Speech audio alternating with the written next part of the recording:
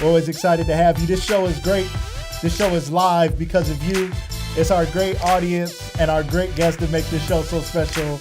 I have the pleasure of hosting. My name is Lucas Tyndale. I get the pleasure of asking great questions of great people. Today I have a great guest. You guys don't want to miss today's episode. Again, if you're watching this by replay, don't go anywhere. Don't be like, I think I already saw this one. No. You got to stay right here. And if you already saw it, you might want to watch it back. There might be something you missed, might be something you need to catch here.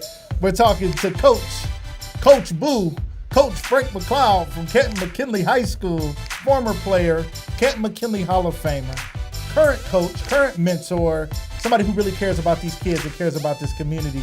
Ladies and gentlemen, you guys come on in. Let me know when you get in here. Say hello. Let me check some things out. Make sure we live in all the right places. Facebook, YouTube, LinkedIn, Periscope, AKA the Twitter feed. We out there. We out here. Welcome. Share this broadcast. When you're on Facebook, share it as a post, okay? If you're on Facebook, don't share it to a watch party unless you're watching the replay. If you're watching the replay, you can share it to a watch party and get people in, and y'all can talk about the episode if you want to. But you want to share it as a post because that'll bring everybody into the conversation. So when we ask questions, I'll see everybody's comments. Even if they're not connected to me or whatever it may be, they'll be in on the conversation. So welcome, ladies and gentlemen. Shout out to my man, Tyler Thatcher, former guest on the show. And I remember very clearly as we were talking about the importance of fathers and father figures, one of the first names he said after his own father was Coach Boo, Coach Frank McLeod. He called him out on that show months and months ago. That was early on in the production of Lucas Live. And he just talked about the impact. And he wasn't the only one who talked about this man on my show. He's been making an impact on our community for a long time. And he's done more than most of us even have any idea. He's making a difference in these young people's lives. It's easy to talk about it. It's harder to do it. It's easy to judge, especially sports, high school sports, especially at the great Canton McKinley High School. We all got an opinion about what needs to happen, what should have happened, what could have happened. Why do we keep losing to Massillon? Are we losing kids to the streets? What's going wrong in the community? What's up with this coach and this problem and that problem? Everybody's got thoughts, ideas, and opinions. We're going to talk to Coach Boo today, see what he thinks about these things, see what he thinks we can do to continue to bring championship football back to Canton McKinley, and more importantly, a championship mindset to these young men and all the young men and women of our community. That's what it's about today. Welcome. I see you, Tyler. Jaysha, welcome to the broadcast. Sharice, welcome. Let me make sure this shared to all the right places. I'm feeling like maybe it didn't share everywhere. Let me make sure I'm good. Let me check my personal page. Okay, boom, we're there.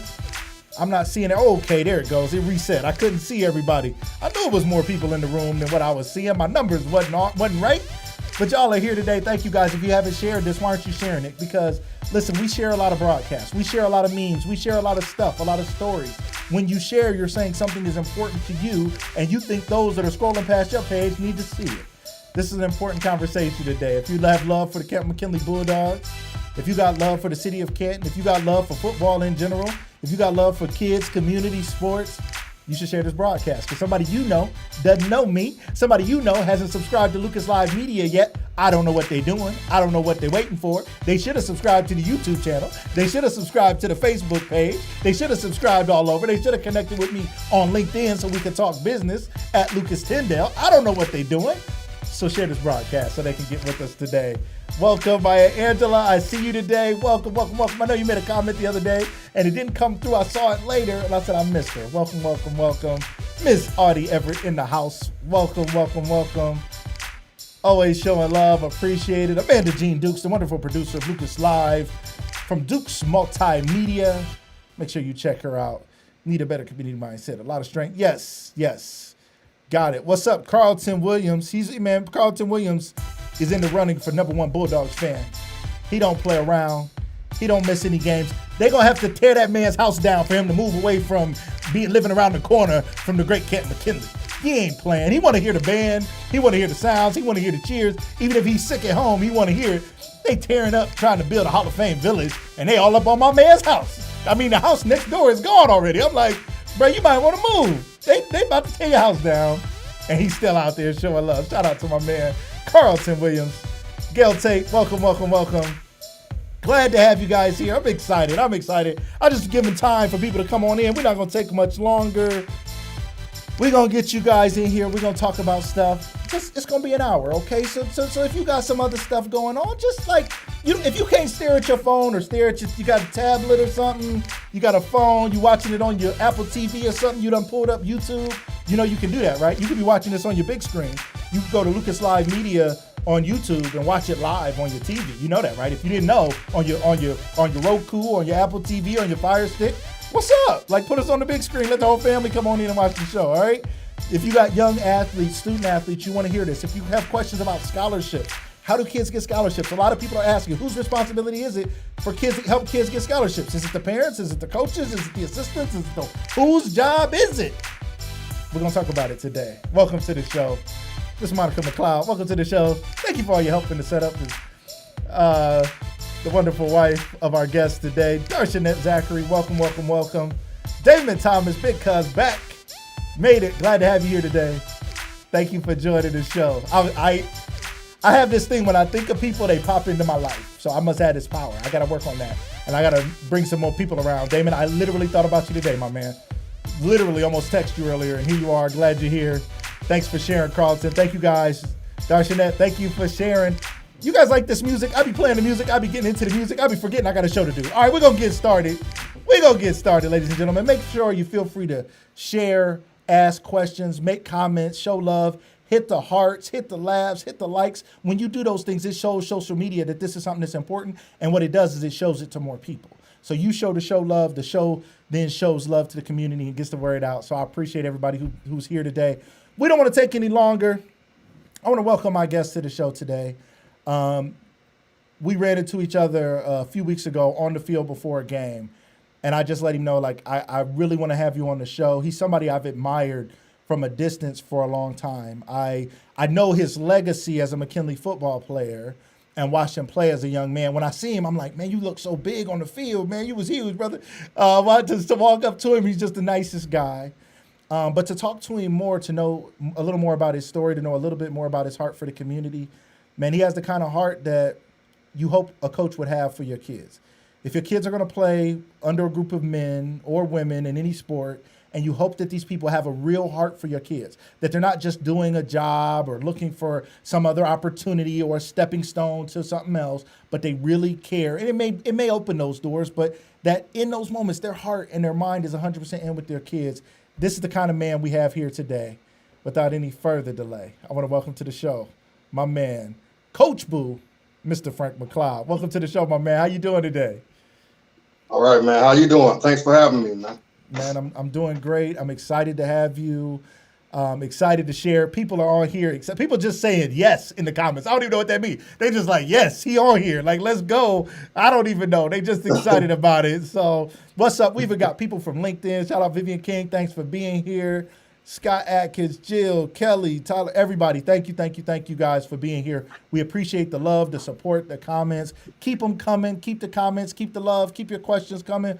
Whatever you got, let's do it and let's go. Coach, my man, I'm so excited to have you here today because you're somebody to me who represents what's great about Canton McKinley football. You were a player who went to the Canton McKinley Hall of Fame and back as a coach. My first question to you is, what is it like going from playing the game for the school and the team that you love and from the community to coaching the players? Help us understand the similarities and the differences going from player to coach. Well, the similarities of being a player and a coach, no matter what, you still, have to prepare, so you have to get yourself prepared. It's different as a coach, of course, but preparation is a big thing, Always. So for that's never going to go away from the game. So, I mean, from top to bottom, we all have to be prepared. So that's one thing that never changed. But the thing that changed to me, and that's hard for me as a coach, as a player, I had control. Okay. Right. You was out there doing the thing. So now, but here's the thought. The thought is the coaches have control, right? When stuff goes wrong, everybody's mad at the coaches. It's the coaching, it's the coaches, it's the coaches. When you say as a player, I had control, and now you're the coach, you're the adult on the field now. Tell me what the difference is. What does that mean? Well, the difference is, as a player, you as you know, is you can go out there and make that play. And you see what I'm saying? You can let your ability take over, and you can just go out there and basically as an athlete, do what you do. Yeah. As a coach, you got to hope they got what you coached them. Yeah. Hope their ability, is good enough, what I'm saying, to make the play or do whatever, whatever it is they need to do. Right. This is a big thing. Sitting back, anticipating and waiting is tough. That's the hardest thing as a coach. You sitting there and hoping everything goes right. As a player and as a coach, I'll say you more worked up a little bit, I can say. Okay. As a player, you more relaxed. You like Interesting. It's hard. It's hard to explain because as a player, as a coach, I'm in the masculine game. I'm pacing. I can't move. As a player, it's just like, I'm good. Let's bang. Right. Let's do what we do. Let's just go play football. No matter the situation, I always felt I had a chance. Yeah. As a player, as a coach, it's a lot different. That's big. That's big. We got Shakir here, Dr. Shakir Abdullah here. My man. Shout out to you. Shout out to Shakir. He and I connected recently, and I'll be doing some work with him at Clayton State University. Dr. Shakir Abdullah, I appreciate the opportunity. So this is somebody who you play with, somebody you know. Yeah, I played, man. Shaq played together, man. I'm proud of Shaq. He's been doing up great things, but to be honest with you, I expected nothing different. Wow. Shaq was in that mode when we was in high school. I'm just gonna be honest with you. That's so deep. I wouldn't expect nothing else. People don't realize we got young men coming out of Canton McKinley, former players, former students that's out here getting a PhD and making a difference. Yeah. He works at a university in Georgia, in Atlanta, I believe, and it's like Clayton State University. Mm-hmm. And he's like, it's not an HBCU, but now it's a predominantly black school. And he's down there making a difference and making an impact and really trying to make a way and make sure people are understanding of the cultural relevance and everything they need to do to really impact those young men. So your whole generation, I mean, there's other guys like you who are doing it. What do you think about the timing right now, right? At what point in our lives do we get to the point where we go from saying being fed to being the ones feeding and being the ones making a difference? Actually, I really don't. I think it's a situation or the position you put in. I don't really think it's a time limit to it. Okay. God, like I always told Tyler Thatcher, God work in funny ways. So that's how I look at that. I don't think it's no time limit. It's not an age, because like Tyler Thatcher is a young guy. Exactly, a great example. Yeah. I can tell you this, but I don't want to put all this business out there. Put it out there. It's cool. We good. Okay. Yeah. I mean. Well. He's our guy. I can say this. Thatcher was a year out of high school. We talk about a kid removed 1 year out of high school. Right. And, we had situations to where we had to get some kids took care of, even on a financial, little things. And he was one of the first ones to come to the table. Wow. That's deep because 1 year out of high school, you're not in a big position to do a lot. You're still trying to get your legs up under you, and he's feeding. Right? He's not just being fed. He's coming to me trying to figure out these problems already. So I knew he was going to be special, so that's my guy. That's like my little brother, so when I see him, every time I tell him, hey, what's up, little bro? I love you. Cause I'm telling you, I told him, when you get your head coaching job, just hire me. He's going to be the next guy. That's deep. That's deep. So when you talk about the heart of a coach, when you think about what it takes, especially for a program like McKinley, what's it take to come in here and coach this program? It's not your little town where nobody cares. I mean, it's a big deal. So to be on the coaching staff, to be a part of this great legacy, what does it take to be successful? The thing, as far as at a school like McKinley, the number one thing for it to be successful is you have to have a good culture. Yeah. You see what I'm saying? Yep. Over the years, all these years, the culture has been, what it's supposed to be. These last, I say 10 years, not try to offend anyone, but that has dropped off, and right now we're trying to rebound from that, which I think we're in a good position where, we're getting this ball rolling, and a lot of us are excited to get going. A lot of get McKinley back to where it was. A lot of people in the community see and feel what you just said, okay? They see and feel a change in the program, a change in the kids, a change in the community. We're watching that victory bell stay over out west way too long, and it's still there, unfortunately. And we're like, outsider in, it's like the culture is not right. Something is wrong. Where is the dog in the dogs? We were dogs. We were like coming for you. And like you said, we was calm because we was coming for you. We didn't care. We wasn't thinking about, we was well-trained machines, and we was going to go out there and we was going to execute whether we had 4 plays or 14 play or whatever. Didn't matter. It was going to be hard-nosed football. When you think about that, when people say that, what are your thoughts on where it was? And you're saying you see some light. Help us understand that, because a lot of us out here are like, I don't know that I see the light. You're saying things are getting better. We just lost to Madison again, and we're out in the playoffs in the second round of some long playoff season. Like, what are we talking about here? What's going on? Right, and I understand that people feel like that, but me being around and dealing with my kids, I know basically the type of kids we have coming back, and the majority of those guys are like old school McKinley type kids. You see what I'm saying? Okay. And that's why I'm excited. I'm just gonna be honest with you. You know, so and it's one thing. It's something you gotta keep plugging away at. You know, every day I'm in there. You know, the guys, Tyler Thatch can tell you, I'm in there talking McKinley football, McKinley history, the way it's supposed to be done. You know, so I know the kids get tired of hearing me, but hey, whatever it takes to get it turned around, I'm all in. Right. I love it. I think that is how culture is built. And I have the pleasure of doing training for businesses and corporations and talking to leaders about building culture. All cultures are built on storytelling, whether it's your religious book, your Bible, your Quran, your whatever it is, your religious book, which is a book of stories and beliefs and faith in something bigger than yourself. Or the Native American chief sitting around the fire, telling the story of his people over and over, night after night. I'm sure those kids was like, all right, we hunter-gatherers, we get it. All right, cool. But they had to keep telling them the story, because that's how you build culture. So I love what you're doing as far as that goes, because we don't see behind the scenes. I think a lot of people in the stands are thinking, they must not know what this is. They don't know where they at. They think they play for the Hall of Fame Village prep school or something. They don't know. We dogs out here. They're not playing like dogs. They don't get it. So you're telling us that there's a group coming, no disrespect to those who've been, but there's a group coming that you believe they caught the vision, they get it, they got it, and we about to be good. Is that what you're saying? Yes, I know that for a fact, you know, but the thing is, and those people who's telling you that, they're absolutely right. That's what we've been missing, is that dog mentality. You see, and I tell a lot of kids, I said, everybody, you guys hear McKinley football is easy.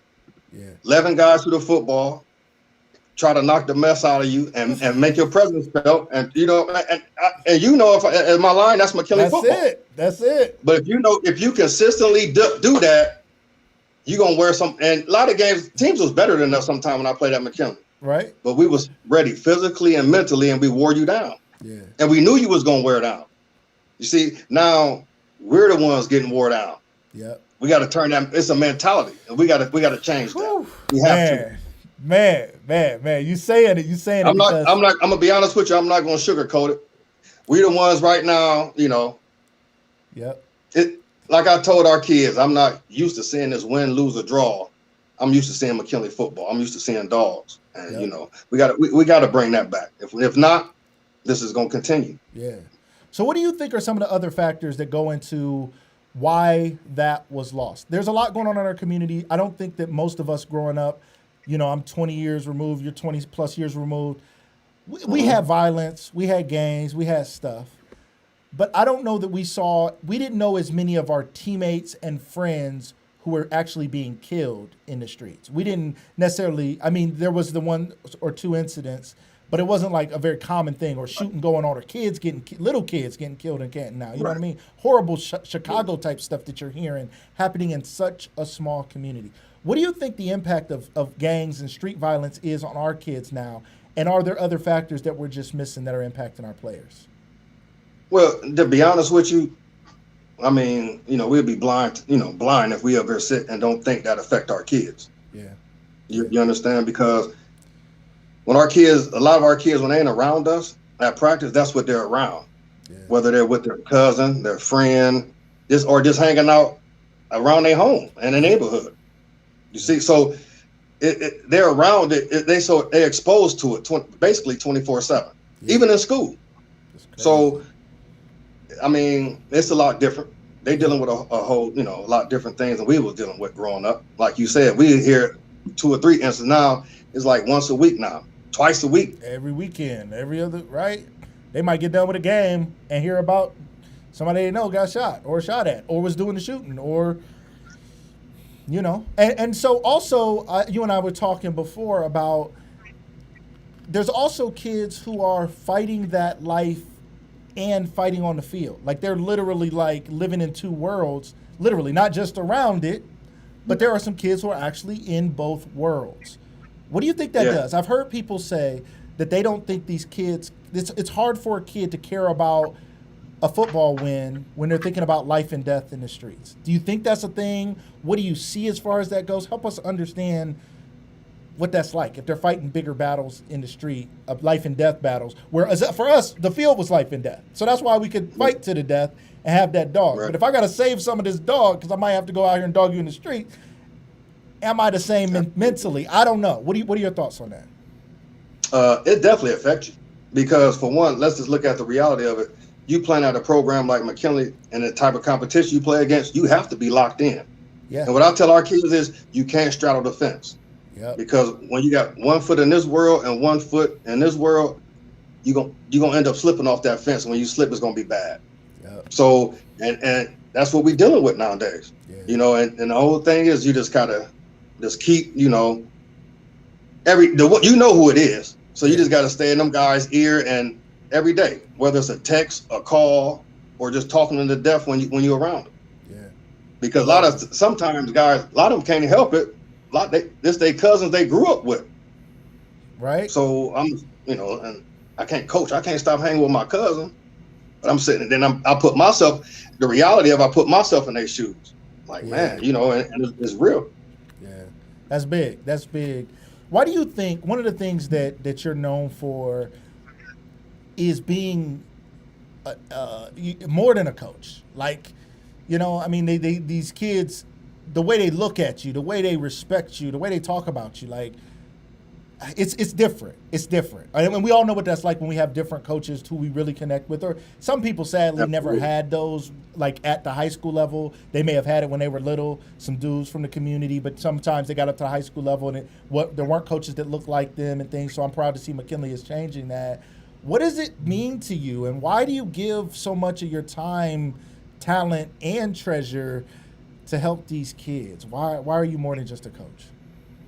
Well, to be honest with you, I only had one coach like that.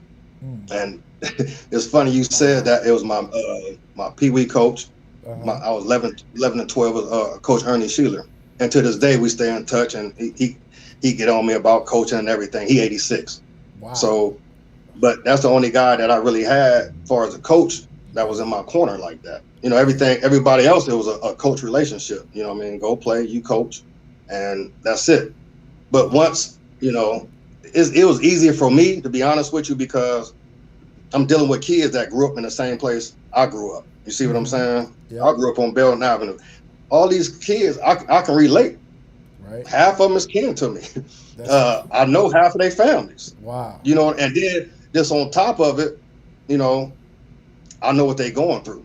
Yeah. So me, as a black man in this community and been through what you've been through, that'd be ridiculous for me not to try to steer you into the right direction, because I already been there. Like I always tell my kids, you guys are 16, 17, you haven't been 30 or 40 before. Man, we haven't. Coach Sweat tell them the same thing, so letting them know it ain't that we know more than you, we have more experience. So my whole thing is to, make your journey a lot easier and smoother. You see what I'm saying? Absolutely. Because a lot of our kids, even though they do, some of them have support, some don't.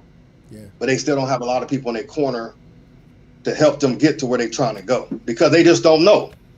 To the defense of some single moms. I have so many single moms reaching out to me, Coach, where can I do that? I'm like, that's almost impossible, but we can try to work something out. But they don't know. They just, like any of us who love our kids, you want the best for your kids. Yeah, that's big. That's big. And I think that it is a big. it's happening in our community, right? We have a lot of single parent homes, a lot of, and shout out to all these amazing mothers and fathers. I mean, there's some single fathers as well, and to the families that are still together to support their kids and to be behind their and to try, right? A lot of times the mom may not know a thing about football. She don't know a first down from a touchdown. And there's some dads out there that may not know a first down from a touchdown. And there's other family members out there, and they don't know what it means to really help their kid excel. And to some of them, they're thinking, this isn't that important. Like, I don't really care whether you play or not. When you run into a family member who doesn't see the value of the sport, what do you say to somebody like that? What is the value of playing football, and what's the value of playing team sports in general? What I'll tell them is, I can speak from my own experience. It can change your life for the better. Yeah. And I break it down to them. I said, it ain't about going to the NFL or the NBA. Yeah. Once you get that scholarship to college, you want to be honest with you, a lot of financial burden is took off your family. That's because now you're getting took care of. Yep. You're getting the best of everything. You got chefs. You're getting the best food. Wow. You're getting money, a little bit of money in your pocket legally. Everybody, it's legal. Yep. So now you're getting the education. Now you're coming out, like I tell my guys. Now, you don't took that burden off your family. Now you can go get a job, making some good money, and still help your family. Right. I said, so once that ball, I said, if you do it right, I always tell my guys, don't let football use you. You use football to where you need to go. So you know what I'm saying? Like, and I basically, if I didn't do a lot of the right things, I don't think I'd be in a situation I am now. So football helped me tremendously. That's big. That's big. I love that statement. Don't let football use you. Use football. I think for so many young people, coaches have been known to use kids, and therefore the sport ends up using them because you're a commodity. You're a utility. You are a useful thing. You're as useful as my cell phone or my car. It's a means to an end. And they're driving these kids into the ground. They're hurting their bodies. Their minds are messed up. Their heads is crazy. And they never learned the life lessons that are necessary to be successful in life. Once those Friday night lights go off, they don't even know who they are. So for you, how do you go about helping these young men understand who they are on the field and off the field? When I first tell them, even when I first meet my players, first thing I tell them is, my job is to make you a better player and a better young man off the field. Right. So that come hand in hand with me, because it's weird that you would think, like, how will football help you in life? It's a lot of things I deal with now in life that translates back to that. Wow. And it makes it a lot easier. Right. I love it. I love it. Those lessons are lifelong and they're lasting. So let's step away from the kids for a second and let's talk about you. Okay. As you obviously have a lot of heart for these kids. You're obviously a great man in the community. You're wearing West Virginia, first of all. I'm wearing my red and black. I got my McKinley hat. People gonna be looking at you like, oh, they done recruited him to go coach for West Virginia. What is going on here? What's up with your love for West Virginia? Help us understand a little bit more about what's your life like day to day. What are your weekends like? You support a lot of West Virginia football. Help us get a peek into your life. Well, I wear a lot of West Virginia because my godson plays for West Virginia. And as far as my weekends go, long. It is, his first, like, for instance, his first college game was in North Carolina. And who is this we're talking about, just for the people in the back who don't know? Oh, I'm sorry. Josh Chandler. Yep. He played linebacker. He played linebacker. Yep. Plays for linebacker for West Virginia. He's doing well. He graduates in May. Took him 3 years, so he'll be done in May. Wow. And but the weekend, it's tough, to be honest with you. It's rough. I mean, like his first college game, they played, I think it was North Carolina. They played Tennessee in a kickoff classic, and we got done at 11 o'clock. I came home and took a 2-hour nap. Got on the road, me and his mom, me and Josh's mother, and we rode to North Carolina to the Panther Stadium to the game. Sat through 2 rain delays, waited on him, talked to him after the game, and jumped right back in the car because I had to come straight back to Ohio because Sunday I had film. So I didn't get home till 4:30 in the morning, and we had films at 7. Wow. So, and I mean, that's how it is. I mean, me and my wife, we do our Friday nights with me, and we jump up Saturday morning and hit the road. That's big. That's People big. like, oh man, that's fun. It's tiring, but it's part of it now. It's routine. It's just what it is now. I love it, man. And behind the scenes, also, you have your wife by your side. My Yes. wife and I do a lot with relationships. And to those who are watching now, tomorrow morning, 8 a.m., my wife will be on with me again for relationship talk. So make sure you guys check us out tomorrow morning at 8 a.m. Wednesday morning, relationship talk. We're going to do that again. But that's something that's really near and dear to our hearts because we realize that our communities and our kids are often suffering from broken homes. I have kids from a previous marriage. My kids have suffered from some of the adverse effects of those things. Tell me about your life, your wife. Let's shout her out for a minute. How does she help you manage all of this? Hey, she's into it more than I am. I'm just gonna be honest with you. Wow. Like over the time I've been coaching, we probably had 2 or 3 kids stay with us. So she the one who she goes all out. She go. She's so supportive is ridiculous. Right. And I mean, it haven't been one time or one situation that she hasn't been supportive of. And the thing is, every time she does it with a smile on her face. She loves it. Even the tiring trips we make. I mean, she loves it. Yeah. So it's very easy, as you know, when you have your wife that's supportive of what you're doing. Yep. That make it that road a lot easier, man. Man, people don't know. And I want to get this out there too. Yeah. She do a lot with me. It ain't just that she say, "Oh, okay, that's fine. I'll go ahead and do it." No, she right there in the trenches with me. So she right there in the trenches with me. I love it. I saw her outside the Massillon game after the game, and she was like, "It's gonna be a long night. We're gonna be talking about every play and everything." She's like, "We don't go in, but it's cool. It's all good." She was like, "It's all good." But she had to. I mean, after a tough loss to Massillon, and all this, still had a big smile on her face. Can just see the joy and the love she has for you and these kids. I mean, it's crazy to think that these kids are not just kids. They become your kids, and some kids even become even closer and really literally become kids of yours. And you could just be another coach. Just be another coach. Just do what everybody else does. Like, come punch in, do your thing, give them a couple good lessons, make yourself feel good, be known in the community, shout out everybody, yeah, you know what I do, I'm a coach. Why not just be that guy? Why do you have to do all this extra stuff? Why are you and your wife so committed? To be honest with you, I really don't even have an answer. The thing is it something that comes from the heart and it's something I have to do, And like me and my wife said, it's nothing we benefiting from, So, but it's hard because I have 2 kids of my own. So there's times where I'll be like, I have to juggle that time, you see, because it's been times in the past where, and my daughter been great to where I was doing so much running around, taking kids to camps and everything. It was almost like for 3 weeks, it seemed like I didn't even see my daughter, So, and she wasn't, being a little spoiled child, and she understood, and she was all for it. Yeah, that's big. That's big. Having your family support you, your kids, your wife. It's a lot, man. People don't know the life of a coach. I always thought as much time as we spent at McKinley playing football, practice, I'm like, this 11 months out the year, like, OHSAA need to give us more time off. They'd be like, it's 1 month. And as soon as that month was over, we running the field house steps. We outside running the hill. We doing something all year. I didn't know. I literally did not know what I was signing up for. I was like, this is all year long. Then I thought, the coaches have to prepare for all this stuff. They got to watch the film before we watch the film. What is that? They watch it with you. Then they watch the film with you. It's honestly is exciting, because you always learning.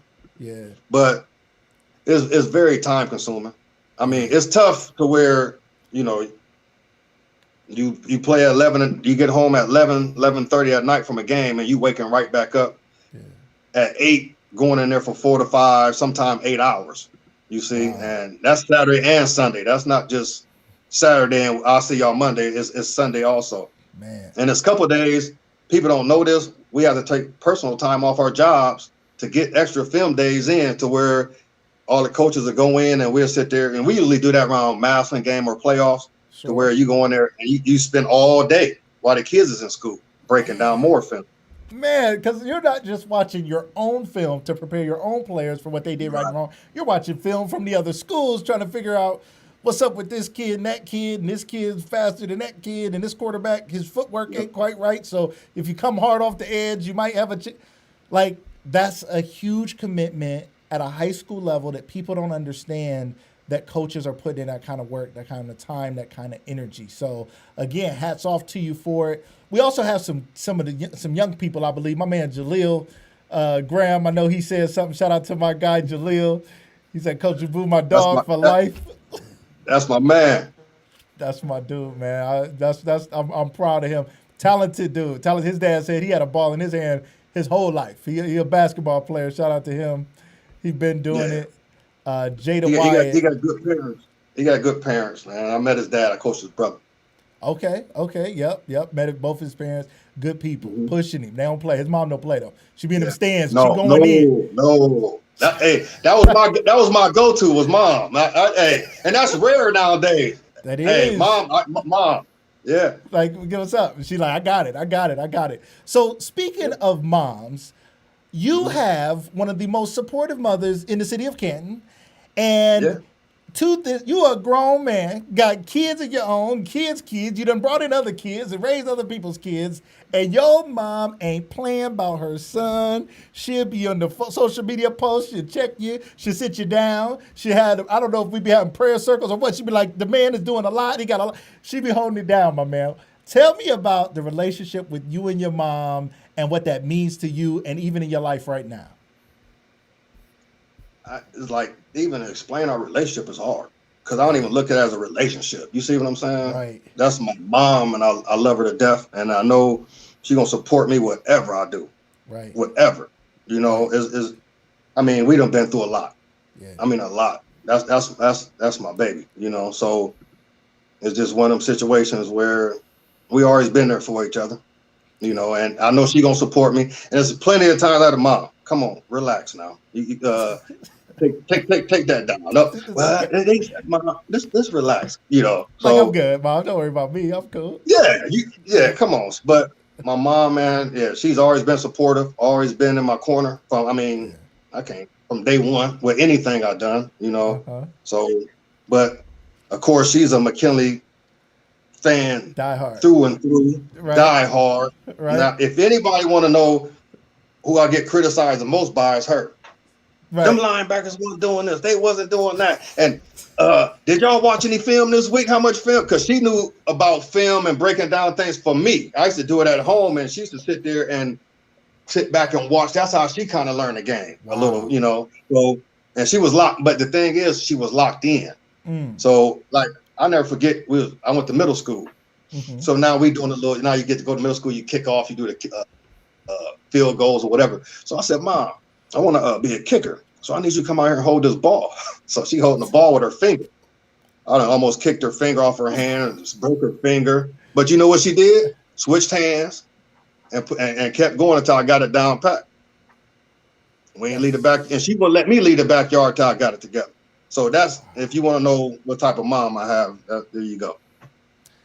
That's a legacy that matters. When we talk about a show like this, where the mantra of this show is education, motivation, liberation. We want to teach people something. I think in that people can learn that what we do as parents matters. It matters. It's like a radio signal. They say our voices and the sound from Earth goes off into the universe forever and ever and ever. So the words we said 10 years ago are echoing in the universe somewhere forever and ever and ever, because they're traveling on sound waves, right? So the legacy, the words, the heart, the passion of your mom is echoing throughout eternity. It's echoing forever and ever because it's resounding in you, and you're now putting it into other young people, and they're going to say that same stuff to their kids, and they're going to pass that legacy down. And it's just her heart for her son that translated into a heart of gold for the rest of our community, the rest of our kids. And it matters, man. I mean, it matters so much. And I know so many people are so grateful. A lot of people also say, Coach Boo deserves an opportunity someday to be a head coach. Okay? That's, of course, I think a lot of us feel that way. It's not about nothing against the coach today and who's the coach now. For you someday to potentially be, what would it be like to be for you to become the head coach of Canton McKinley? What would that feel like for you? For me to be the head coach at Canton McKinley, that'd be a dream come true. Yeah. Because, I mean, it's really hard to explain, but it's just one of those situations where if the opportunity ever presents itself, I'm ready for it. You ready for it? I love it. I'm ready. I'd had a couple smaller, division offers past couple months, to take a look and be a head coach at that high school. And I had a Division II school kind of reach out to me, a college school. College. So, wow. I mean, it's so, and like my buddy I played with in college, he was like, just to have your name brought up in the college room, you're doing something right. So you're doing something right. People usually aspire to be a head coach by any means necessary, and not in any bad way, but they're like, I got to go where I got to go to do what I got to do to make the moves. Even the corporate ladder now, I always tell people it's much harder to get enough promotions to get that big payday at your current job in most businesses these days. And what people have learned, especially on the West California, if you look at people's resume, people know I'm a big LinkedIn guy. If you look at people's resume, they worked for Twitter, then Facebook, then YouTube, then Spotify, then this, then they just kept working. But every time they were getting a little higher position, making a little bit more money, making more connections. And I always say the corporate ladder is no longer this vertical ladder. Like, I'm just going to keep climbing my way up at Timken. I'm just going to keep climbing my way up at Ford. It's like, nah, you often have to make moves. So when you think about it, I mean, there's a possibility that in order to get in that position, you may have to make a move outside of this community. When you think of that possibility, what do you think about? Because I think people may be disappointed, but I don't know how anybody could be mad when the rest of us are going for our dreams. What do you think if the right opportunity came along outside of the community at the right level? Is it something you have to consider? Oh, definitely. It's something I have to consider because, wherever I go, I'm gonna touch young, youth lives. That's just what I do. I was doing this before I started coaching, so it was just one, so that don't matter. But if that opportunity ever presents itself, I'll definitely, would jump on that. Got to take it in. I respect that. So like I said, I had a couple reached out, but we're in the process of talking basically. Yeah. So I'm just waiting to see what's going on. But like you said, that's always been my dream to be a head coach because, I always felt I could make a difference in any program. Yeah. So that's big. That's big. When you think about being a head coach, what is it? What would your philosophy on coaching be? What do you bring? We have like Deion Sanders now, right? Getting a head coaching position. And shout out to him at HBCU. He ain't getting no real money compared to, what he's made throughout his life and all of that, what he could get somewhere else, even broadcasting. He could make a lot more money, but he's going in here to help these kids. And he's been helping kids for a long time, right? Yeah. And and he's always come out, you look good, you play good, you feel good, he got that swag and that thing. Mm-hmm. When you think about your philosophy around a program, because at the head, you set the tone, you set the temperature, you set the culture. What does a Coach Boo, Coach McLeod, administration, as they say in politics, what does that coaching philosophy and culture look like? First of all, as far as the culture, my thing is you got to get the culture together first. You see what I'm saying? Because it's hard for kids to be successful at anything when they don't understand what's going on. Yeah. If you just letting everything be free and just letting everything flow, that's how it's gonna be. But if you put that stamp on it, this is what I expect. This is from the program, from you all the way down to blah blah. So just one of them things where you have to put your stamp on it. Yeah. And because I'm a firm believer, and it's just like your kids. Your kids is a reflection of you, right? Absolutely. So your team will be a reflection of you, right? Yep, absolutely. Every time I coach the running backs or linebackers. And this is no offense to nobody else. Coach, we're going to be different. Yeah. You know why? Because I'm talking in a good way. Yeah. Not to separate ourselves to be different from the team. Right. No, what we're doing is going to better the team. Right. Because we're going to go ahead and do it the right way. We're going to put our stamp on it. I love it. That's it. And I like any other thing I do. you got to have that attack attitude. Yeah. You got to go attack it. I mean, you sitting back. You sitting back don't get you nothing. Right. It get you 0-4, 0-5 against Mount.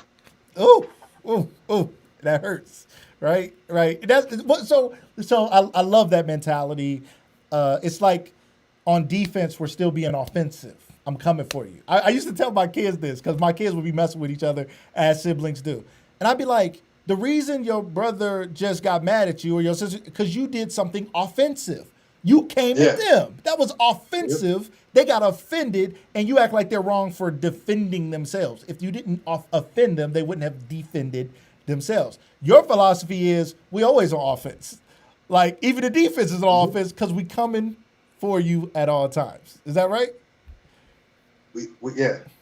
And I'm getting chills talking about it. Yes. We coming for you. Right. And even when I coach basketball, I want my kids to be a reflection of their coach. Wow. I do. You know, so, and no matter how you look at it, good or bad, your kids are going to be a reflection of you. Absolutely. So you're going to be a reflection of me. We're going to do it my way, and it's going to be the right way. Yep. We coming. We coming. I love it. Because me personally, I'm trying to put my guys in a situation to be successful and win games. Yeah. You know what I mean? And that's the hardest thing I think in coaching is just trying to put your kids in a situation to be successful. Yeah. That's the hardest part to figure out. How can I do, what can I do to make this work? Man. And there's so many buttons and levers and pulleys. Mm-hmm. People don't realize that, right? It's the plays, but it's the strategy. It's the plan the week before that we had. It's this kid tends to get in his head about stuff. If he fumble the ball or if he do this, he's going to be mentally out. So now I got to pull him over here and refocus him. Some kids, and you helped me understand this. I worked with kids for a long time, and having kids myself, I realized some kids, I got to be in your face. I got to be like, if you don't get your junk together right now, I be talking to him thinking, I hope there ain't no cameras because I'm like going in. Like, you better get it together, right? And then this kid over here made the same mistake, but he don't respond to that. So if I go over here and be like, you better get you crazy. This kid mentally is melting. And he's overwhelmed with what I'm saying because of maybe the trauma from home or life or whatever it is. And so he needs a different approach. As a coach, what you got to have in your bag, right? What kind of tools you got to have in your bag to be able to navigate these kids? And what is that like for you? Well, I'm just going to be honest with you. There ain't too many tools you need to have. Yeah. Dealing with our community, you dealing with kids who they go off trust. You see, understand? I love it. So it's one of them things that they trust you and they know you're in their corner and they believe in you. You can coach them the way you want to. Yeah. I done done it plenty of times because they know no matter how offensive I might say something or, how angry I might get, they know Coach Boo is in my corner. I might cuss you out this play, next play, I might be over there hugging them. Right. You probably saw that on the sideline when you was at the game. Absolutely. And like, I don't coach none of my players different. Yeah. Because, me treating you different ain't gonna make you a better person, or a better player. I love it. So I love it. I love it. Okay, and it start with relationships for 100%, real. 100%. I literally was thinking that 100% understand, Mm-hmm. but that's high level. Okay, so that means that you have done something so well. Most people can't do that. Most people have to have multiple things that they're doing, and it's not that you're not doing multiple things, but that's at different times for different reasons, right? Like you're saying, you build relationships that are rooted in trust. All good relationships are rooted in trust. And a tree with deep roots can withstand storms and rain and pain and all kinds of stuff can go down. And that tree is just going to be like, we ain't going nowhere because we deep in here. Like me and Coach Boo is deep. So he could about say anything to me and I'm not walking off this field. I'm not leaving the practice field. I'm not going off. I'm not quitting the team because it's so much deeper than this sport. When people understand that, help us understand for you. What's it like being Coach Boo off the field? Because these kids aren't just looking at you like, well, it's football season, he's with me. Even a young lady was just on here saying, if I ever talk to Coach Boo, he's there and he talks to me. What is it like for you being a part of their lives off the field? And what does that mean to you? It means a lot because, to be honest with you, they need me more off the field than on the field. Wow. A lot of our kids is athletic. They'll find a way. Yeah. It's off the field that our kids, that's the problem, because some of the things that's going on off the field, they might not get on the field. You understand what I'm saying? That's deep. Yeah. So, I mean, it's times I done got calls at 4 in the morning, 3 in the morning, going to police stations, going to get kids or whatever. But my thing is, and when I get there, it ain't to beat you down. I'm gonna let you know. Yeah. How, you know, but the thing is, what I love about it is they know they can call Coach Boo. Yeah. That's the thing. You see, and besides, you know, my mom, my family, you know, my best friend, Adrian Brown. Shout out to Adrian Brown. Yeah. For sure. Yeah. It wasn't too many people outside of that circle that I can call on. Like I said, I didn't have a coach. I didn't even have my coach's phone number, so I couldn't even call him. You see, so that's new to me, for real. Like, to think about that guys are calling you in the middle of the night and you're involved and you're answering and you care and it's non-football related. That sounds like a movie to me, for real. Like, I didn't have that. Like, that's a big deal. But, you know, like I say, some of them guys, they need me in their life. You know what I mean? And a lot of them, they got great moms, great mothers, they are great family members, but some just don't have that male figure. Yep. That, you know, will give it to you straight and uncut when you don't, you know. I'm not gonna be that guy to tell you what you want to hear. I'm gonna tell you what you don't want to hear. Yeah. You know. So. I love it. Tell them what they don't want to hear. Tell them what they need to hear. Tell them what matters most to them. So let's talk a little bit more about your career. So you played at McKinley, you know, at a heightened time in McKinley sports, and then on to college in Youngstown State. Help us understand your career and what it was like playing for McKinley yourself and then going on to be a college athlete.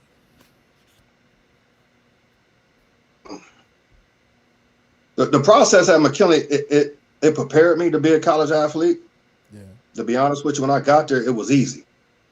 Okay. You know, so because of the preparation, but you know, college was, I ain't gonna say easy. You know, I ended up getting hurt, but McKinley prepared me. Back then, McKinley had you prepared, you know, for life and for football. Military, you know? Football, you could do anything after McKinley.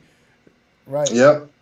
So I didn't hear your whole question because that went out. Oh, it did go out for a second. So for you as a player, what are some of the things you learned as a player, I think, that are helping you now in that transition? And one other thing I wanted to ask, maybe more importantly, is you got a scholarship to college. Help us understand the dynamics of scholarships for these kids. Like, should every parent expect a scholarship? What do we do to get scholarships? Who's responsible for helping get scholarships is a question a lot of people ask. Is it the parent? Is it the coaches? So I know that was a lot of questions, but help us understand the whole scholarship piece, because you have a great understanding of the whole scholarship game, shall we say. Well, just to give you what I understand, what I do, then I can break it down to you. Yeah. For the parents. But what I do is I get in the van, I load kids up in the van, and we ride around the college football camps, whether it's out of state or whatever. Okay. So, because basically, if you're familiar with AAU basketball, yep, how kids from basketball get scholarships for AAU, yep, really the camps is just the AAU for football. Okay. You're not, because first thing they offer a kid, first, for instance, I'm taking my godson, Josh Chandler, around to all these different camps. Right. But during the season, first thing all these coaches were saying, we want to see him in camp. They want to see how you move. They want to see, and that's because they get the up close and personal to see you. So my job was to get these kids, load them up. We lived off Little Caesars. Okay, right. Get the $5 boys. Right. And we going to Michigan, West Virginia. You know, I mean, we don't went to Syracuse, local, wherever the opportunity presents itself. I'm taking my kids, and them schools don't even recruit my kids. Wow. A lot of them, but I take them there. For opportunity. But far as for a parent, that's big. And what people, first of all, to get a scholarship, to take good genetics. You gotta be an athlete. Let's start there. And let's just be honest, ain't nobody gonna give you $106-figure, basically a contract just because they like you. Right. You're going to have to benefit their program and that university. Second, as a parent, you're going to have to put some work in.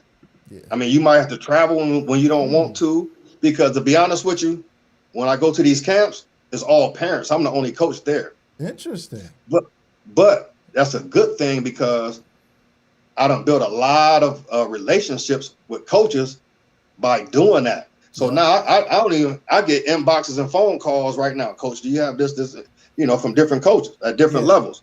Yep. And what the parents don't got to understand is it's a process. It's not his junior year, we looking for a scholarship. That's he got to start working towards that now. Yeah. And it's just one of them things that ain't going to fall out the sky.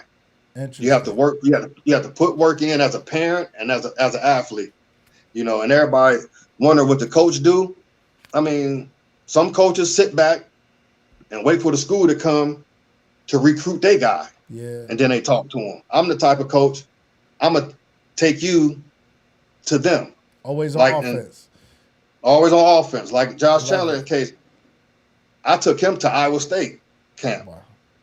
Because their defensive coordinator was my defensive coordinator in college. Wow. So, but we went and did all this traveling. Guys, he's too short, he's this and that. But you can't stop there. You got to keep fighting. If people don't realize, West Virginia didn't even recruit him at first. He went to the camp. He did what he did, performed, and they offered him a scholarship.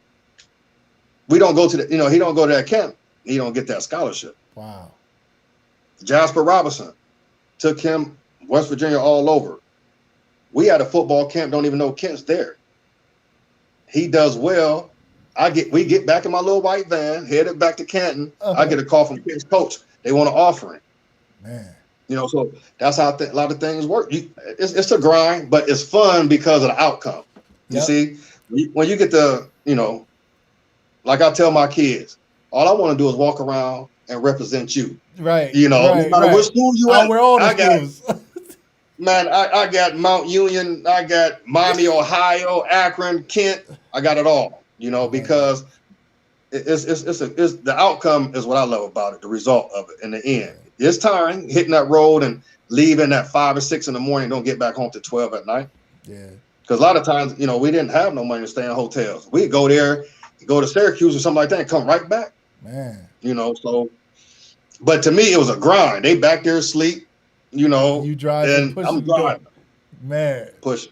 That's incredible. So to round that question out, to answer the question to the parents out there, who is it more on? Like, should I, as a parent of an athlete, be going to the coaches and athletic director saying, my son seems to be pretty talented, can we get him in front of somebody? Or is it just up to me? Or is it a team thing? And as a parent, though, how do I initiate any of that? Like, real question for me as a parent. Like, what do I do? Okay. As a parent, to be honest with you, now they've got access to social media, all the, So first thing you want to do, get you whatever schools your kid want to go to or interested in. Mm-hmm. Look it up. Your kid is a basketball player. Right. You look up a couple camps in the summertime. Yep. He go play at them camps. He performs. People don't realize, say, if you go to Cincinnati's camp, you have Division II schools, Division III schools, and Division I schools. It's not just Cincinnati there. Right. You see? Yep. So you're really selling your son. But how far are you willing to go and invest? To go. Yeah. Now, if you go to Cincinnati today and Indiana State want to see him tomorrow, and you're like, I'm tired, you might have missed out on that scholarship. Wow. And that's a lot of money.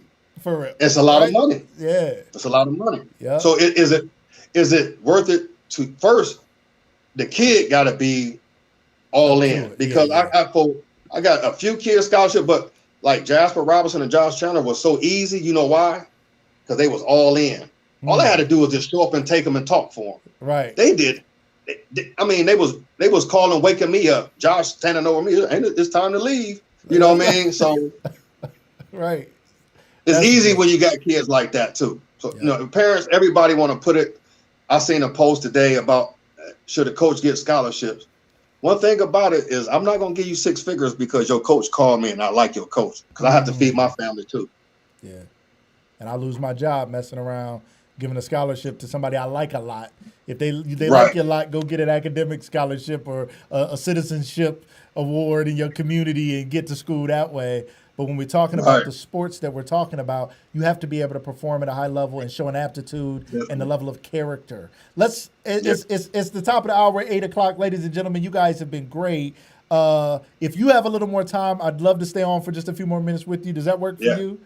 All right, Yeah. I'm good.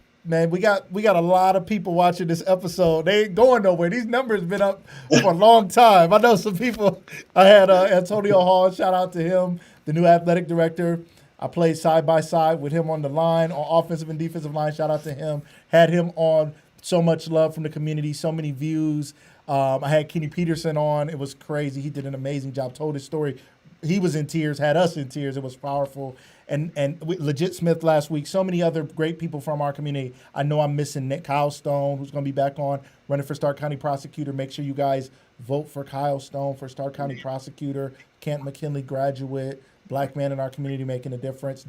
You got to vote, ladies and gentlemen. You got to vote. The Omegas, the Deltas, shout out to them and the work we're doing. So everybody out there who I've worked with locally and nationally, thank you. To everybody who's supporting Lucas Live and Lucas Live Media, this show that was birthed from the death of my mom who passed away March 26th of this year. 10 days later, I said, I'm starting the show. I'm going live because I knew I had to go live because I lost my mom and I had to find a way to show the world what she put in me. Like, coach, like you do, showing the world, your mom made you this man. And now you're showing the world through coaching. I'm showing the world through this show. I thank everybody for supporting. And make sure you subscribe to Lucas Live Media on YouTube. Make sure you follow the page and like the page here on Facebook. I appreciate all the love and support. And make sure you check us out tomorrow morning, me and my wife, 8 a.m., relationship talk, singles, couples, everybody. Join us. Join the discussion. Listen while you're getting ready, while you're sending your kids off to school, whatever you're doing, make sure you check us out 8 a.m. tomorrow morning. So to go a little bit further, as people are talking about the scholarships and the other pieces and the roles that coaches play versus parents play.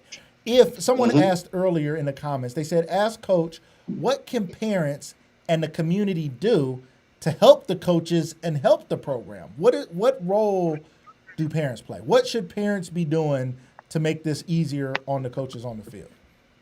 Number one, I'm just going to be honest with you, dealing with it, be supportive, because you wouldn't never believe this, but I had parents, I'm like, I want to take your kid to a camp, whatever, just give them opportunity. I had people tell me, what's in it for you? I had a couple people call me opportunists. Wow. So I'm like, so what am I, what I'm getting out of the deal besides, late nights, no sleep, and Little Caesar's Pizza. You were like, I ain't winning here. Like time and money out my pocket, you know what I'm saying? Right. Which I love doing. So that's not even a question, but it's just one of them things where you always, everybody's not going to be on board, but 90% of the family, thank you. And I mean, they appreciate it greatly, so, and that's what them the people I do it for. Yeah. The ones who appreciate it, the ones who, just appreciate what I do, and, but like I said, like I told you earlier before we even got on, is I don't do it for that. Yeah. That's big. There's nothing that I would ever broadcast me, I felt uneasy even talking a little bit about what we talked about on the show. I can tell, right? It's funny because we talked about some things and you've done a lot more than you shared today, which is much respect to that. You know what I mean? A lot of times they say what we've done in the dark will come to the light. And a lot of people say that about the bad things we do, but they don't realize that's true about the good things we do. What you've done behind the scenes is going to lead to opportunities for you. And I pray that everybody supports you in whatever you do in your life, whether it's staying here and coaching as an assistant coach for many years to come, or hopefully maybe one day getting a head coach opportunity here at this school, or getting an opportunity somewhere else. Just like our kids, we want to see people fly and be great and live their dreams. So I hope our whole community can see that and show love and not find reasons to complain. I think a lot of times as parents and a community, it's much easier to judge than it is to support. You said what they need is support. It's way easier to call you an opportunist, to talk about the other coaches, to talk about the program and say how terrible this is or that is, and they're more concerned with this than that. It's easy. It's easy to talk about from LeBron to the Cowboys to the Browns to the Eagles to the Sixers to the Lakers to the McKinley Bulldogs. It's easy to sit back in our houses, living our lives, doing what we want to do, drinking, having a drink, talking junk. It's hard to get down with these kids like you do. It's hard to get down in the trenches. It's hard to be on the sideline of their life trying to get them in the game of life, not just standing there coaching them in life. You're literally a life coach for these kids, not just a football coach to these kids. So to the community, when you say support versus this negativity, how do we shift that? Because I'm sure you see more negativity than we could imagine. And you just had the calmest, coolest demeanor. And I'm sure some people have said some crazy stuff to you and the other coaches on the coaching staff. How do you balance out your love for these kids in the midst of hate from some people? Not to make that the whole narrative, but some people are showing a lot of hate. Well, at first, I ain't gonna, I'm human. At first, you hearing even some things from people that you supposed to be close to or good friends. Wow. You know what I mean? I'm like, like where this come from? Right. But then I had to realize, and let that go and realize, my motto is I'm not worried about you if you over 19 anyway. Meaning I'm worried about the kids. I love it. So like, you ineligible you ineligible in my mind. I can't deal with you. You're too old. Leave me alone. That's it. Yeah, you don't have nothing in common. Keep it moving, man. Right. So, but I'm all about the kids, man. And there's even some kids, parents that I know that made comments. I still help their kids because I have nothing to do with the kids. Yep. Nothing. Because the kid don't even, it's just, and like you said, the thing to keep you motivated and keep you going, you hit it right on the head, is the kids. Because that's the only reason I'm doing it. I'm not doing it for nobody else or for nothing else. I'm doing it for them to get an opportunity, which I call Canton, and some people get mad about get them out this black hole. I want my kids to have an opportunity.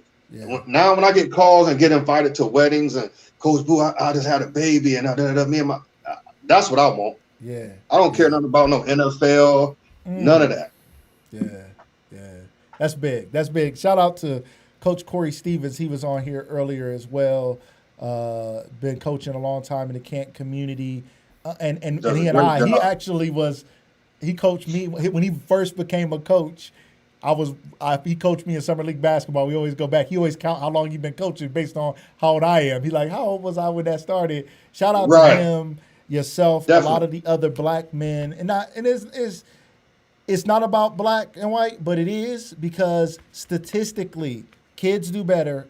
White kids do better in schools where there's black coaches and black teachers. Everybody does better, statistically proven. Go if y'all haven't seen this, a documentary called Waiting for Superman. Check out Waiting for Superman, a documentary about schools and things. But it talks about the impact of black men being in the community. What do you think it means? And we're gonna wrap up here in just a second. Coming from a generation where I'm all good. We ain't got okay. You're like, I'm good to go. Seems like the people are still here. They hanging out. Ain't nobody going nowhere. I appreciate y'all for hanging around with us. So when you think about that, and I don't know, were there black coaches when you played? And then what do you think the impact is of you being a black man that looks like most of your players?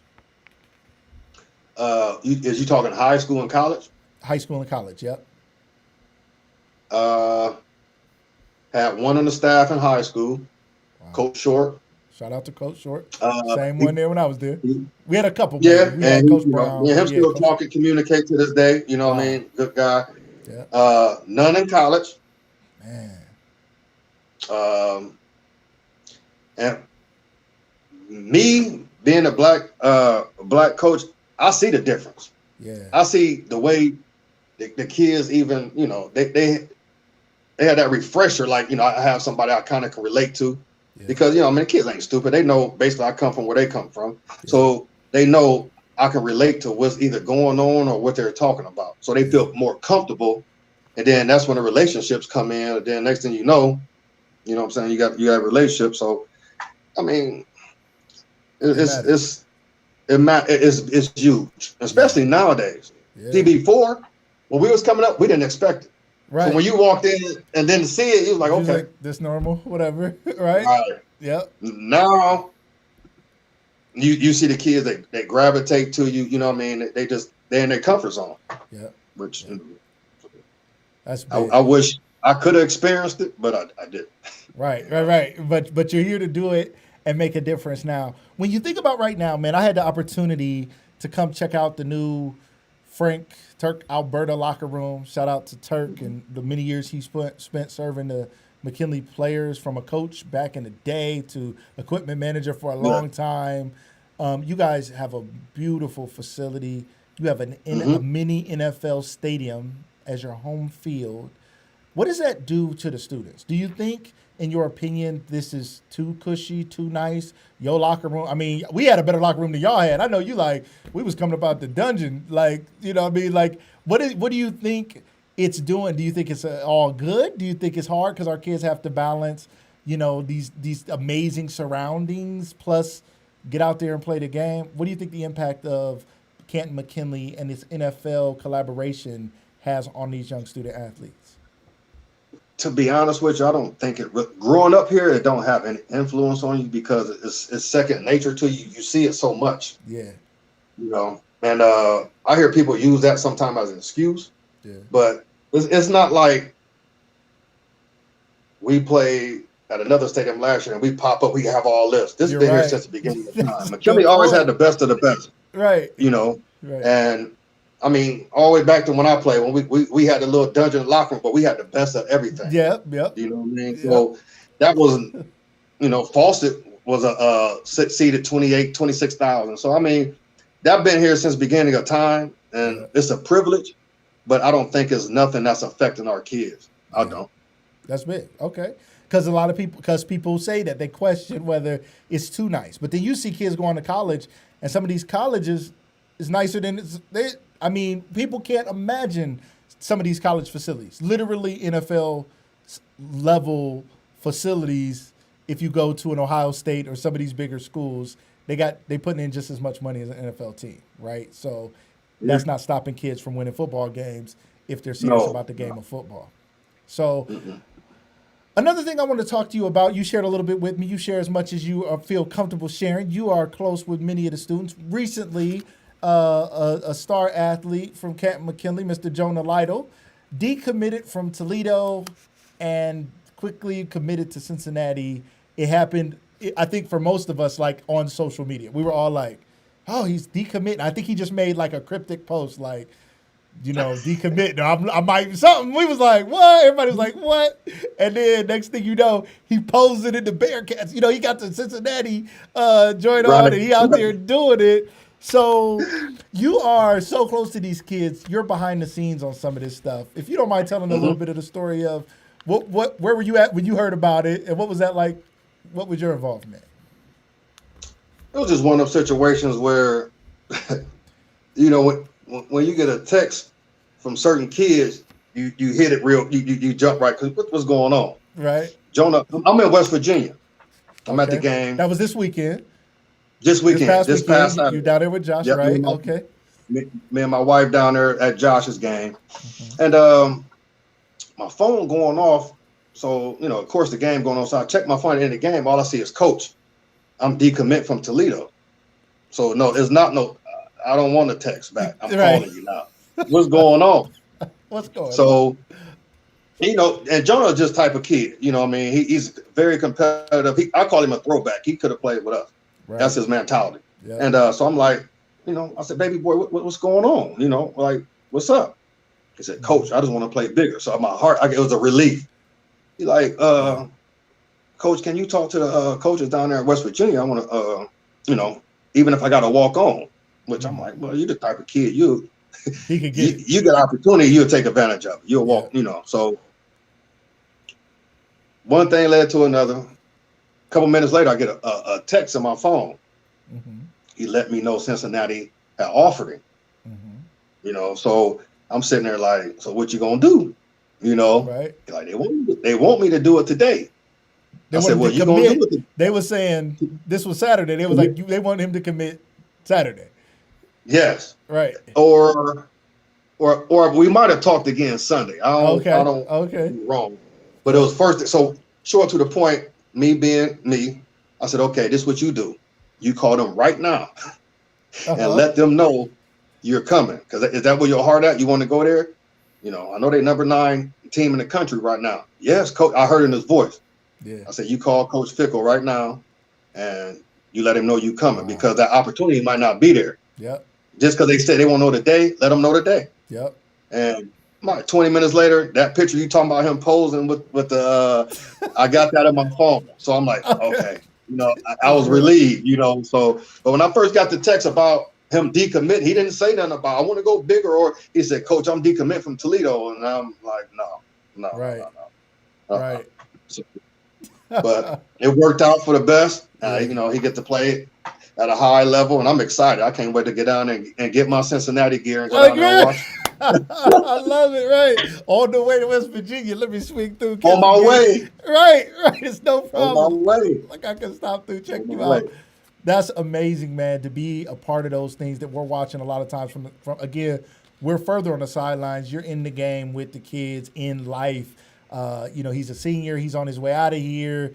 What's the difference? What you think about it? He could have been like, I can do what I want. You know what I mean? I make my moves. My commitment was to Toledo, not you, Coach Boo. I can do it. But to have that respect and that understanding that you were going to be that steady voice for him to help him think through what makes sense, that matters, right? That makes a big difference for these young people who don't know, right? Right. So that's a big deal. That's a big deal. So one other thing we talked about earlier was the scholarship process and like what to expect. You mentioned to me that all scholarships aren't really like, it's like NBA, like an NFL contract. It's not fully guaranteed or something, right? Like they may throw a scholarship out there at you. We got to be careful. We got to protect our kids because sometimes they don't mean what we think they mean. Help us understand a little bit more about what does that mean? Just, a good example is basically when a school tell you we're going to offer you, okay, to be honest with you, like I told you earlier, I think if I'm mistaken, I get 80-something scholarships or something like that per year or something like that. But they offer 230-some kids. Man. So you subtract that from 80 and right. You see who's left way out. More getting thrown out there. Right. Right. So a lot of times when I talk to a coach, first thing I ask them, is this committable? Meaning if my guy commit to you right now, is it a scholarship? Okay. Or is it we'll get back to you? Because if it's committable, it's 100% legit. And that's what the situation was definitely with Jonah. It was 100% committable, and I was at ease with it. Yeah. So, but I mean, that's just the way the recruiting game goes, and this was broke down to me by a Division I Power 5 college coach. And he was telling me that he even does it. So it wasn't like, something that they hot because, and it's a numbers game. You gotta understand, if I offer you, I put all my eggs in your basket. I can't for you. put all, and you say no. You renege at last minute. Now I'm stuck without what I need. Yep. Again, that's how I feed my family. Yep. So it's a numbers game, and you have to be careful. You have to be careful. And the one thing about getting a scholarship, probably 80% of the time, you're not going to the school that you want to go to because you don't have no control over it. That's an interesting point. It's like going to the NFL, going to the draft. The chances you got to be the best of the best of the best in the country, basically one of the top athletes in the world, to be able to pick your school and say, I'm a basketball player, I want to go to North Carolina or Duke. I'm a football player, I'm going to go to Ohio State or Michigan or Florida, or Clemson. I can choose. That's a very, very rare. Even people who we look at as being just all-star. I mean, watching Josh Chandler play high school football, I was looking at, he was a man out there. He was huge. His legs, his arms. This dude looked like a man out there, and it was like the game looked so easy to him. I'm like, he got to be able to go wherever he want to go, right? He looked like, there was very few people like that, other like a Doss or somebody who was just such a college ready athlete, but he didn't have every school. Or you're saying he didn't have every school knocking down the door? No. You talking about Josh? Yeah. No. To be honest with you, he had some like MAC offers and Western Kentucky, Marshall, guys like that. Yeah. But like I said, that whole process was a grind, and he grinded it out, big time. And he wanted to play at a Power 5 school, and he worked his way into a Power 5 school. Right. And now he's doing well. Yeah. Like I That's always big. tell him, stay hungry and humble. You know. And he seems like it. I talked to some of the teachers in Canton City, and they were Hmm. talking about him at the middle school. When my kids went to the middle school in Canton, ECA, it was teachers Yeah. there talking about Josh like as the example of the kid that they want other kids to be like. They were like, Yeah. we had this kid. He was such a good kid. He was so humble. He just had a good spirit. He was smart. He was nice. He was cool with everybody. Like, this is the kind of kid we want to see more of. And to see him carry that on is not easy to do, because you start getting a No. level of fame, let's say, especially local fame. Yeah. That local fame will keep you here. It's a lot of people that never became what they were supposed to become because they got so locally famous. Like, when y'all see me on taking over for these Oprah or something out there, don't be like, man, why ain't he stay right here? I'm gonna have y'all on, but I got to go No. do what I got to do. You know what I mean? Like, Right. I can't be so locally famous that I'm not willing to, that I can't ascend and but keep the same heart and same character. I'm not gonna change because I get more opportunity. I'm gonna be more of who I already was. So this is the kid that you know as Josh. He is that guy. Hmm. Heart and humble. Yeah, he's stay. I always tell him stay hungry and humble. But the thing is, he's always been a laid back guy. You know, that's his approach. Yeah. You know, he just when he go in the field or in the weight room, he like to attack it and go, you know, get after. But other than that, he's one of them type of kids. He like I was when I was kind of growing up. Mm-hmm. You won't hear me in the room. You know what I mean? He's gonna be the one of Right. the quietest guys in the room. You know Right. what I mean? So Yep. Appreciate it, man. Listen, it's a lot of comments. I want to thank everybody who's here in the comments. I couldn't keep up. It was so many comments. I was trying to throw them on the screen here and there when I could. They was coming from everywhere. Facebook, YouTube, LinkedIn, everywhere. I mean, it's been going the whole time. Thank you guys for being such a great audience and participating in this conversation. Coach Boo Man. Last question. Coach Boo. Now, I heard this monster on the field, they was calling him Boo Man. I was like, that sounds like a nice name for such a ferocious dude. Like, that's Boo Man? Like, he out there knocking people's heads off. I'm like, what is going on here? Before we end, tell us about the name Boo Man and who still calls you Boo, Coach Boo, Boo. I mean, this is not something that's like used to be kind of thing. It's still going. Where did this all come from? absolutely. When I was born, rest in peace, my aunt Sandy Robinson. That's who gave me the nickname. It started off as Boo, and she put Boo Man in there. And I mean, it just stuck. It was weird because people I played ball with and went to school with, some of them never knew my first name. Wow. They always, because even the teachers called me Boo McLeod, you know, and all my coaches. So like a lot of the people I went to school with, they be like, oh, I never knew your name was Frank or whatever, you know what I mean? But to this day, you know, as you see, the kids call me Coach Boo, and a lot of them get it from home. Yeah. You first start coaching the kid, oh, my mom or my dad or my uncle told me they call you Coach Boo or Boo Man or something. Then it just keep rolling. That's all. Yep. It's a legacy, man. You've made a difference in this community. We love you. We appreciate what you've done.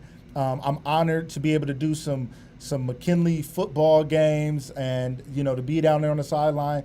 We have a lot more to come, a lot more to do. I'm excited to be back, being a part of the program, and I love what you're doing with the kids.